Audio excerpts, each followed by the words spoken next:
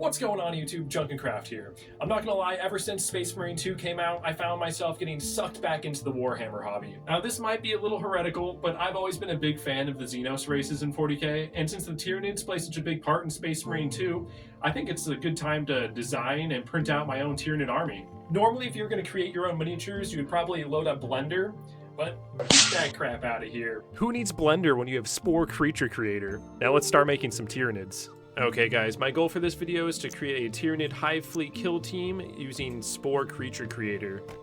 I'm pretty sure you can't buy a Tyranid Hive Fleet kill team from Games Workshop, so I thought this would be a really creative way to make my own. I know for one way or another, these are really going to stand out on the table.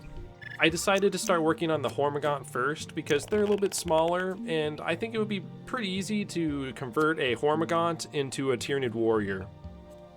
A lot of these parts in Creature Creator are perfect for our Tyranid units. I might come back in another video and make some other big ones, maybe a Carnifex or a Biotitan. After fiddling around a little bit, I ended up with this design for my Hormigaunt, and I'm pretty happy with it. Now it's time to get started on the Tyranid warriors. These guys were super easy to make. I just made them a little bit longer, beefed them up a little bit, and gave them better posture. Tyranid warriors have way more customization options compared to the Hormigaunts, so I'll be able to change out the weapons on the hands, which is pretty cool.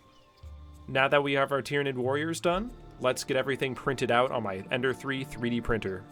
If you guys want to print these out yourself, make sure you check the description down below. I'll have a link to the files down there. This is probably my least favorite part about 3D printing, removing all the supports. And there we go, our Hormigaunts and our Tyranid warriors are looking pretty good. Now before I paint all the miniatures, I want to base the bases quickly, and then I'll paint them with my airbrush. I'm going to get all the bases covered with this tea right here. I have my dedicated glue brush, and now let's get gluing. Take some of this tea, pour it on top, make sure it's completely covered.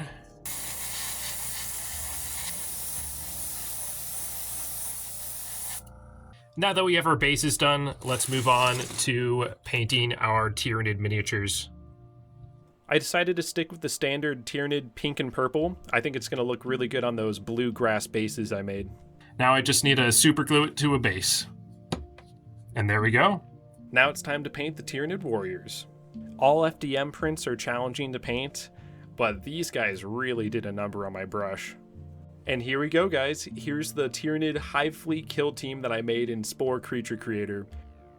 Well guys, it's a little bit wonky, but it has character. If you guys liked the video, make sure you hit that like button and subscribe to my channel.